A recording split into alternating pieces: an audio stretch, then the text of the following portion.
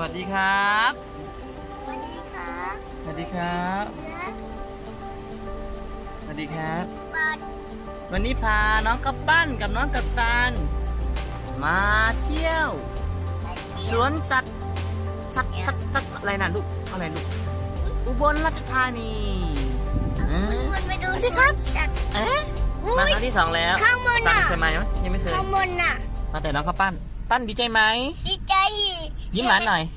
นี่ข้างบนน่ะเหรอมีกวางนะโอ้มีเยอะแยะเลยครับมีพาหนูมาเที่ยวทางเข้าโอ้กันไม่จากกับน้องกับดัน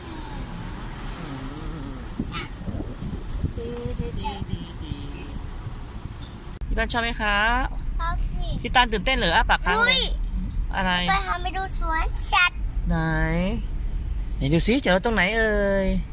โอ้มีร้านค้ามีไอติมด้วยไหนมีชิ้นให้กินด้วยดูนี่มาขี่ม้าชมสวนเนี่ยไม่มีม้าเลยลูก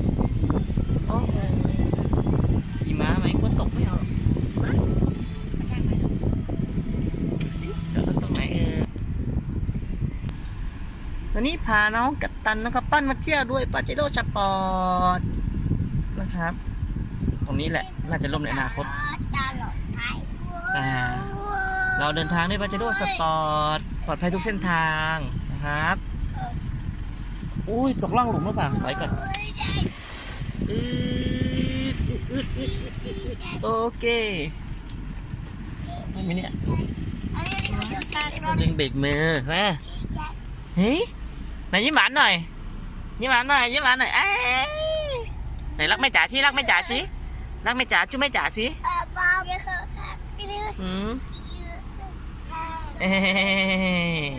ป้าเตรียมตัวให้อาหาร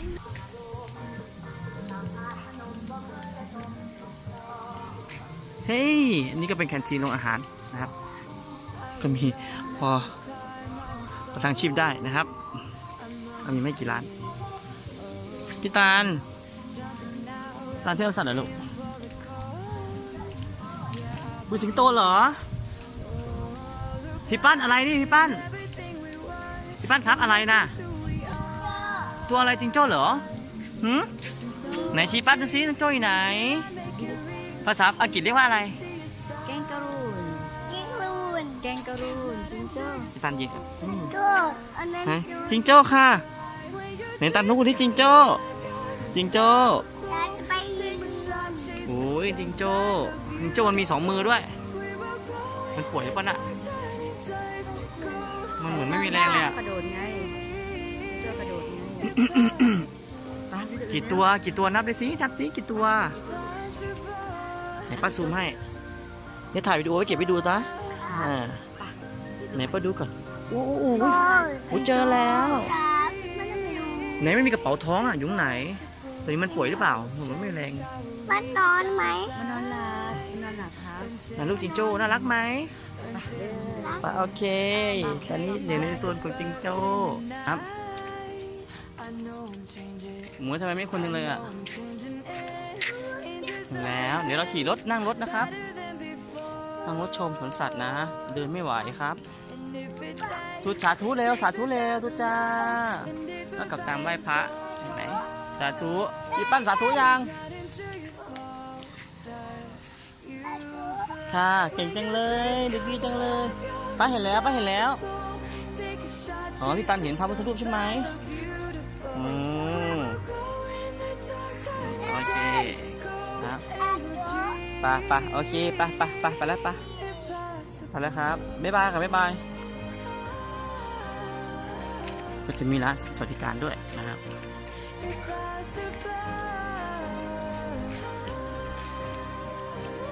ซื้อตั๋วจุดซื้อตั๋วนั่งรถนะครับเดินไม่ไหวมีเด็กอยู่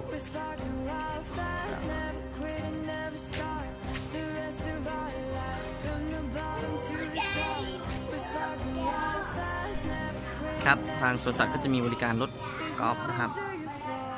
สำหรับครอบครัวนะครับ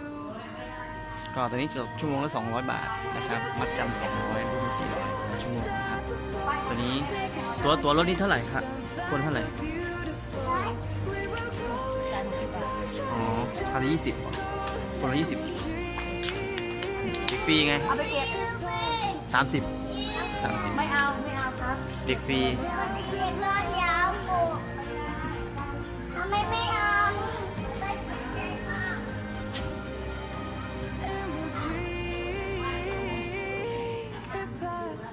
ทำการวันแรกวันที่ 12 กรกฎาคม ปีพศ 2500 ตอนนี้เราอยู่บนรถเลยนะ ยังเป็นสวนสัตว์น้องใหม่ของประเทศไทยเพิ่งเปิดนะครับได้ 5 ปีกว่าเท่านั้น ตอนนี้ โซนแรกทางด้านหน้าเรียกว่าโซนสาเท้ากีบไทยนะครับ แล้วก็สะพานตรงนี้นะครับ เรียกว่าสะพานลูกระนาดเหล็กสร้างไว้เพื่อป้องกันสัตว์ออกนอกพื้นที่อาณาเขต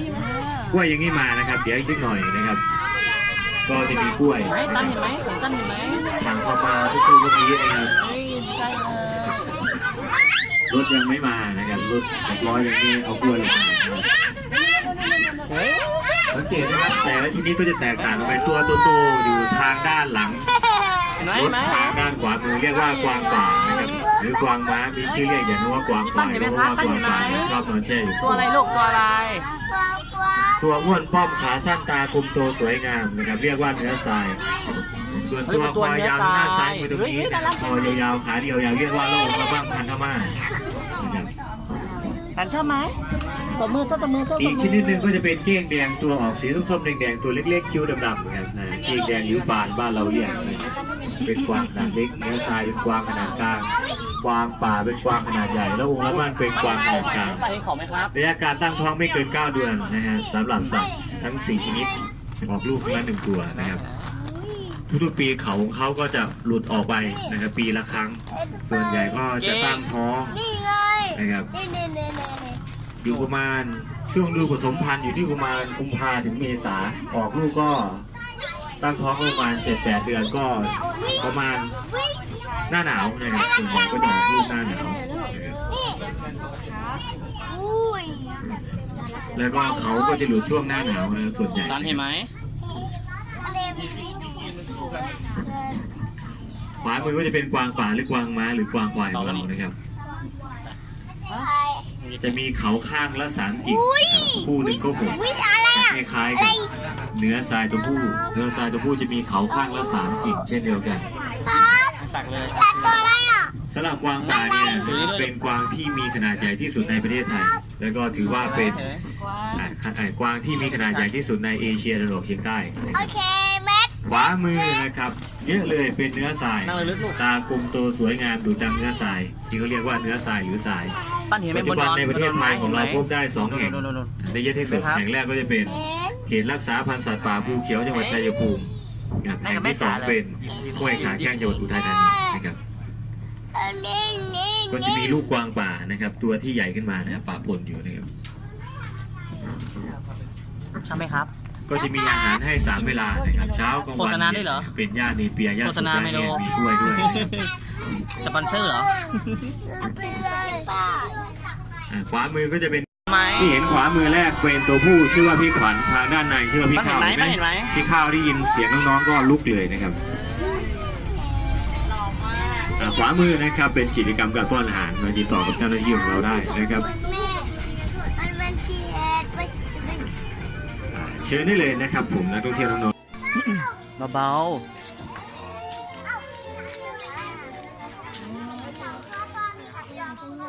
เห็นสีตัวไหมคะ นี่มันกราฟเป็น ไหนดูเขา ไม่มันไม่อยู่ในน้ำ มันอยู่บนบก เรียกสีตัวหน่อย มันมี2 ตัวด้วยตัวผู้ มันไม่เข้าไปดู สีตัวร้องไง ร้องแบบนี้เหรอ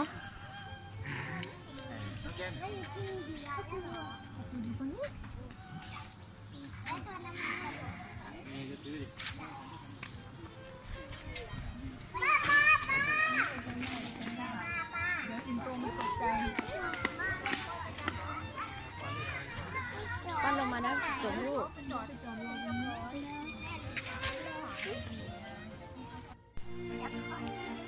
การให้อาหารสิงโตนะครับ พี่ปั้นเห็นไหมลูก สิงโตกินอาหารเห็นไหม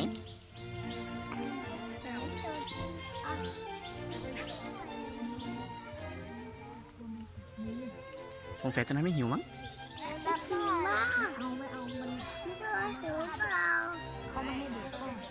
โอเคไปกินโบตาบานเดินอ่ะ เดี๋ยวเราไปฟังดีรับ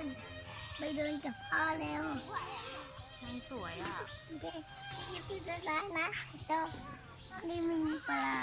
ตันอยู่ไหนไปไหนสิงโตอยู่ไหนชี้ป้าดูสิสิงโตอยู่ไหนคะ พี่จอยเห็นปลาไหม ชี้เห็นไหม เห็นดิ ชี้เร็ว อาหารไปคือไปจับนะแต่ รุดลงไปด้วยค่ะนะ ในนั้น ปันปะ เจ้าเป็นยังไงดู ไปแล้วปะขึ้นรถ สีลับโคยาวอุ้ย สิงโต เป็นเจอ ภาษาอังกฤษว่าไง ไก่เอ็น เก่งจังเลย ไก่เอ็น เก่งจั ไก่ ง อ่อนไก่อ่อน แดงๆเลยสิงโตตกใจค่ะ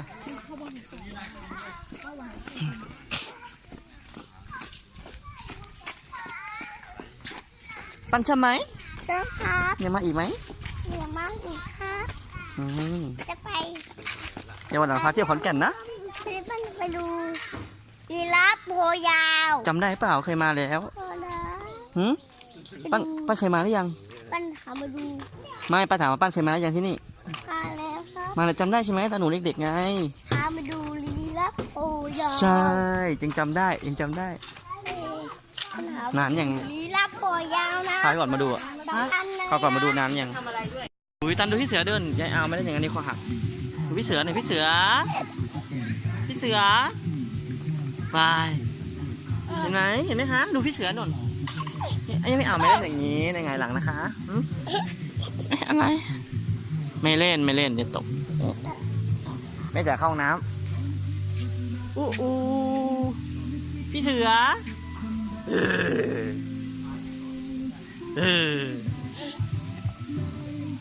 กัดเลยนะกัดหนูเลยนะมีปลาเยอะเลย แย่ ไม่เอา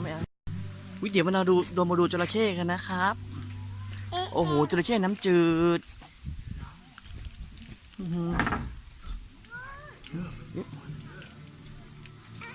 เอา โอ้ตัวใหญ่มากดูเทียบกับคนนะครับเห็นไหมเทียบกับคนนะ ตัวใหญ่มากมันใหญ่จริงๆ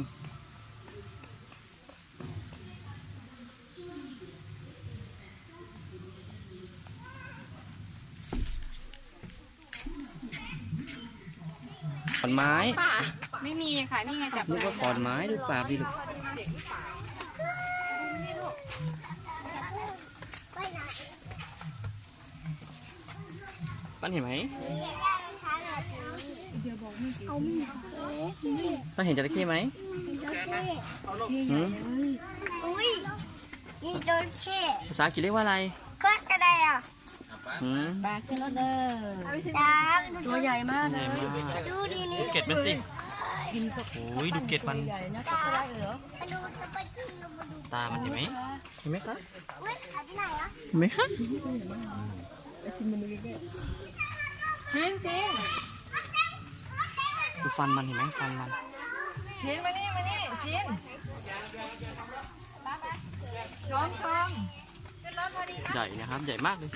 พี่นกไปไหน ยาว เมียขนสีเทาเป็นนกที่มีขนาดใหญ่ที่สุดในโลก บินไม่ได้วิ่งได้อย่างเดียวมีนิ้วเท้าข้างละ2 นิ้ว ไปยีราฟไหม พ ลูก วกนี้ส่วนใหญ่ก็มาจากทุ่งหญ้า ไปไหนยีราฟยัง แอฟริก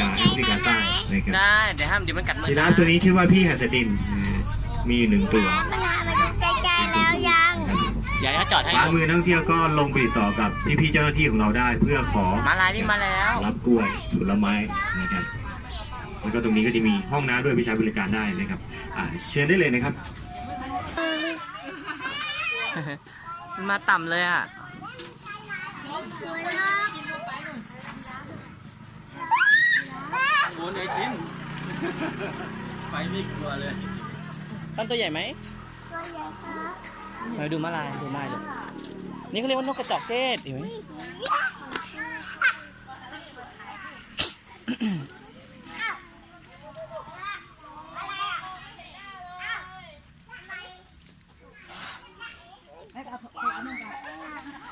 ดูม้าลายลูก เดี๋ยวใจ ป้านดูนกกระจอกเทศกับบ้านเร็วหุย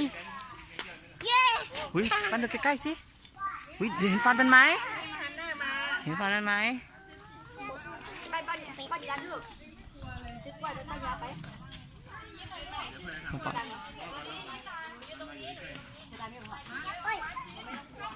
ไม่มีเป๋าในเป๋านู่น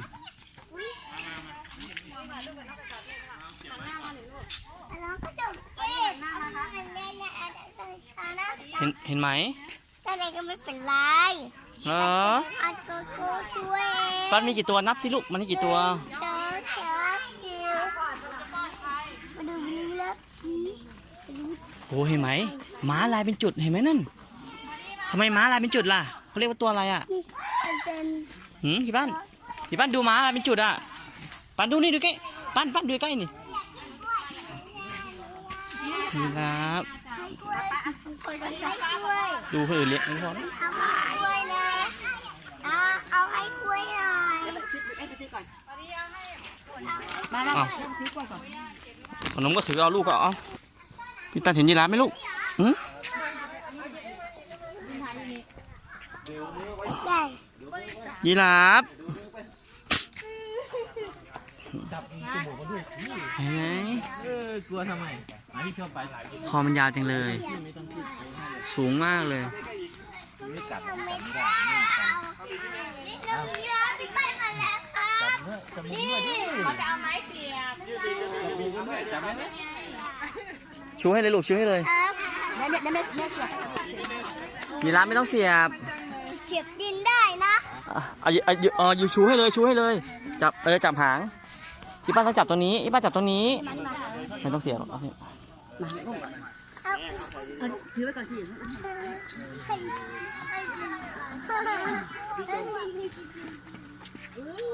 ย่าปล่อยนะให้กินได้ อิ่มตัวเดียวเลย ยีราฟอิ่มเลยให้ม้ามั่งสิลูก ป้ายีราฟมาแล้ว ไปหน่อย ไปยืนให้ยืนรับ ให้กระจอกเทศก่อนก็ได้อะสงสารกระจอกเทศ ปล่อย พอให้ยีราฟมั่งให้ตัวเล็กมั่งดิตัวเล็กไม่ได้กินกับเพื่อนอ่ะไอ้ตัวเล็กน่ะไม่ได้กินกับเพื่อน ยีราฟเนี่ยยีราฟ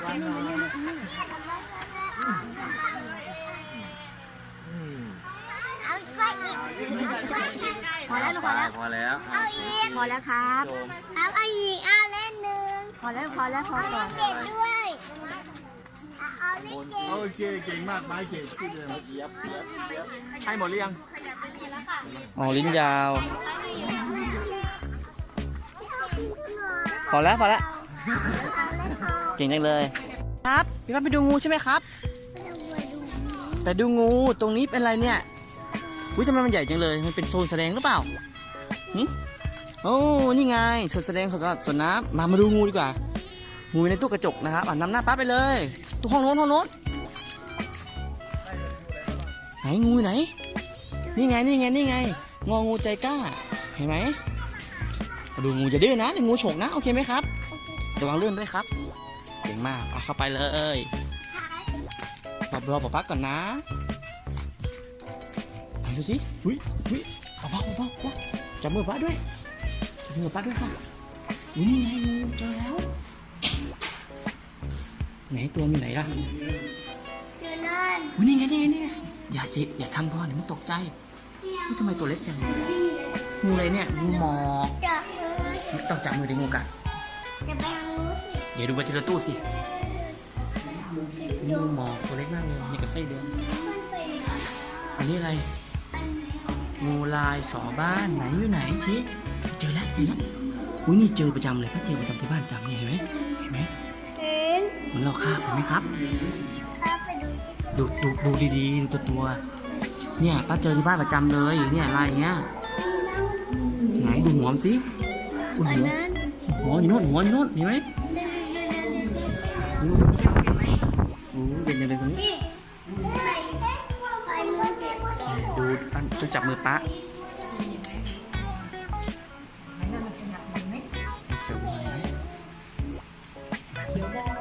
สีเขียวเลยอ่ะ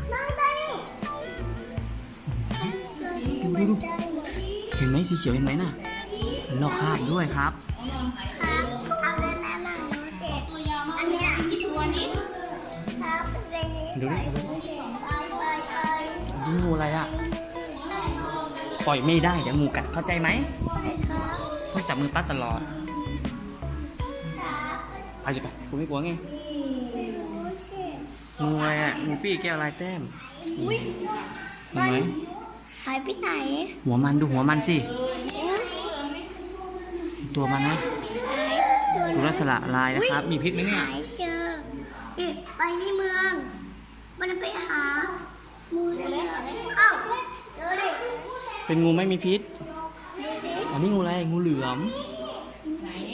งูเหลือมอย่าไปทำเขาตกใจดูเขาฉกนะฟันดูฟันเขาสิใกล้ฟันเห็นไหมฟันดูชัดๆเลยเดี๋ยวก็ตกใจตัวใหญ่ไหมเป็นงูอะไรอ่ะงูไม่มีพิษนะงูเหลือมไม่มีพิษครับ ไปทางเมืองไป อันนี้งูอะไรไม่มีชื่อบอกฟันดูเจอแล้วนี่ไง นี่มันเรียกว่าพี่ดาวอยู่ตัวนี้ตัวเดียวกันเป็นตัวเดียวกัน ปั่นต้องรอปะไม่ดื้อนะครับฟันมาดูสิหัวมันอยู่ไหนอ่ะเห็นหัวมันเอาหัวมันหาย หัวเขาอยู่ไหนอ่ะ เดี๋ยวนั่นเอง ไม่เห็นหัวเขาตัวใหญ่อ่ะใหญ่มากเลย พาไป อันนี้อะไร ไป อุ้ยมันดูงูอะไรอ่ะ วิ่ง มันอยู่ในโหล มันเข้า อย่าไปเคาะได้จบแตก เดี๋ยว งูน้ำปั้นงูน้ มาไปดูน้องเนี่ยไป ำงูน้ นั่นนะ ำนี่ไง น้องแกน ครับอย่างที่เด็กยังน่ะ งูอะไรไม่รู้งูจงจัดกันว่า เอาไปมันจะไปดู ตะขาบยักษ์ มันขับรถ ตะขาบ นี่เดี๋ยวจะนัดหนูนี้ งูไม่มีพิษ อันนั้น อย่าจับนะลูก นี่เป็นงูป้องฉนวนนะครับ เอาไปนี่อันนั้นล่ะอันนั้นล่ะเอาอันนี้ ป้านนี่งูอะไรอ่ะ งูเห่าพ่นพิษไหน เอาหายไปไหน อยู่ไหนอ่ะพี่ปันเจอแล้วไปแล้วนู่นมันนอนอยู่นู่นปันนู่นมันอยู่ในนู่นเห็นไหม เอ็น โอ้ยแสดงว่าเนี่ยพิษปันนั้นเนี่ย ครับอันนั้นล่ะ นะฮะ อันนั้นล่ะอันนั้น แสดงว่านี่คือพิษมันปล่อยพิษออกมาเนี่ยที่กระจกเนี่ยไปคน อันนั้นล่ะมันจริงไหมครับ จับผม เอาอันนี้ค่ะอันนี้ มาเห็นตามแล้ว ไม่ได้หรอครับ งูเห่ายักษ์อันนี้งูเห่าพ่นพิษสยาม มีพิษนะฮะมีพิษดูมันชอบอยู่ไหนมันอยู่ไหนปั้นอย่าปล่อยมือป๊าเดี๋ยวงูกัด เจ็บ ป้าไม่ได้เอาบีบแรงก็ได้ปะเอาดูนี่ไงนี่งูเห่าพิษสยามเหมือนกันเห็นไหม นี่หายเจอแล้วล่ะ ดูตัวมันสิมันนอนมันชอบขดอยู่ในอย่างนี้ลักษณะอย่างนี้นะจำไว้นะงูพวกนี้มันชอบขดอยู่ในที่อับนะครับดูนี่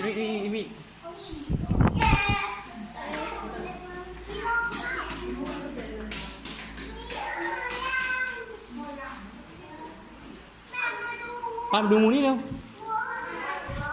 ป้าดูมันลอกคราบลูกใหญ่มากเลยอ่ะ เอ้า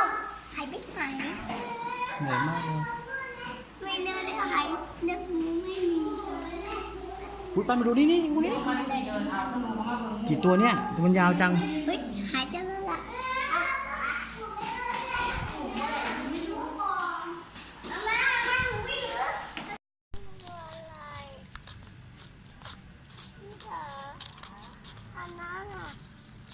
อันนั้นล่ะ